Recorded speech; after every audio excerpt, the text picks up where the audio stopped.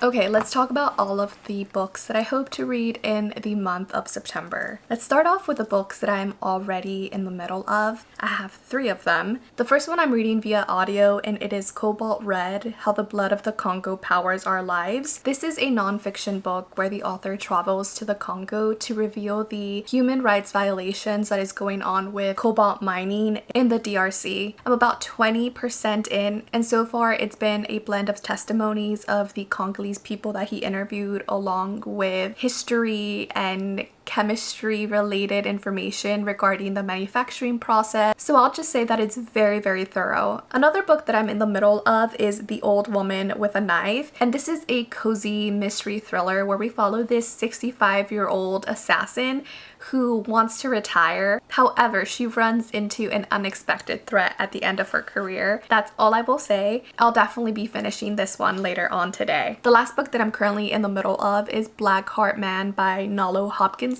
Nalo Hopkinson is a prolific historical fiction writer.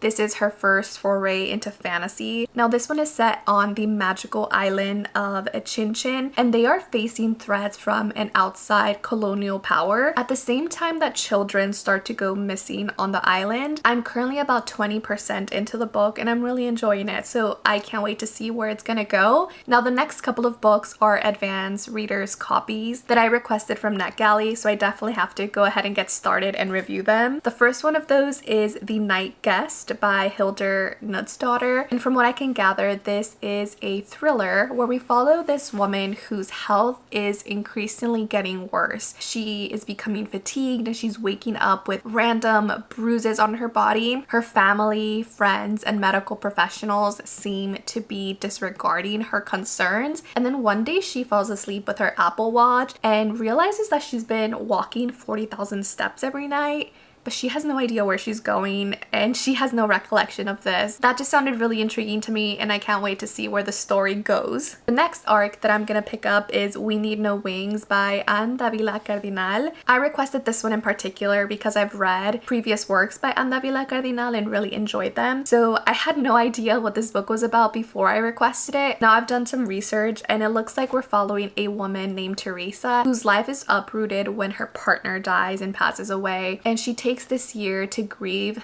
the loss of her husband, and during this time she finds out that she belongs to a lineage of women who can levitate. Naturally this freaks her out, but she's also really interested to figure out more about this lineage of women and what exactly this means for her. I can already tell that this is going to be steeped in magical realism and I can't wait to get started on it. Now the next 3 books are some of my most highly anticipated books of the latter half of the year. The first one is A Sunny Place for Shady People by Mariana Enriquez. This is her latest translated work into English and it is a collection of short stories. Can't freaking wait, and even though I'm reading it early, I did already pre-order it because I need to have a copy on my shelves. The next book is Devils Kill Devils by Johnny Compton. This is the author of The Spite House, which I very much enjoyed when it came out last year or 2 years ago. So I can't wait to read this latest novel. And all that I know about it is that it deals with vampires,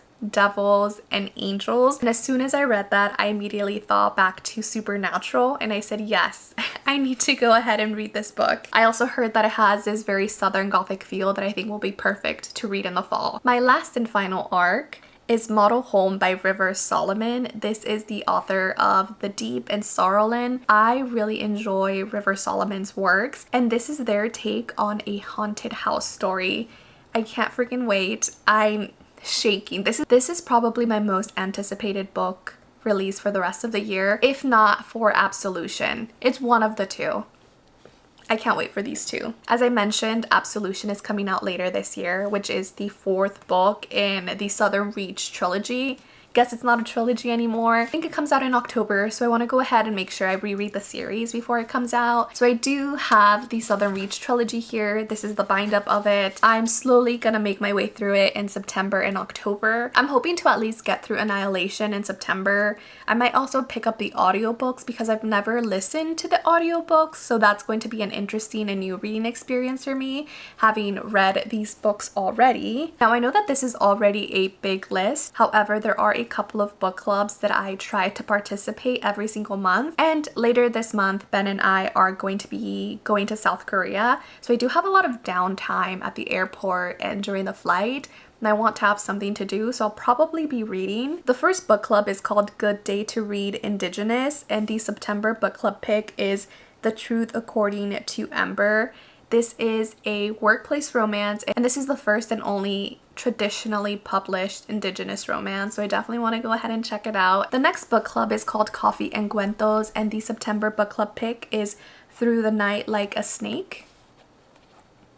This is an anthology of Latin American horror stories, and there are some authors in here that I recognize, like Mariana Enriquez and Monica Ojeda, but really what I hope to get from this book is more authors that I can follow and read. Talking about Coffee and Cuentos, I did not get to the August and July book club picks, so I'm going to go ahead and try to read them on my flight to Korea. The first one is Abyss by Pilar Quintana. I read The Bitch by this author and really liked it, so I definitely want to go ahead and get through this one. And then the second one that I didn't get to is This World Does Not Belong to Us. I started it and didn't quite finish it. I think it also might be a little bit of a haunted house story situation. Can't wait to find out. I also really want to get to this one, so fingers crossed. I'll probably have a lot of downtime at the airport and on the plane, so I think this TBR is manageable. Alright, that's what I'm reading in September. Let me know down below what you're most excited to read in September. I'll see you soon. Bye.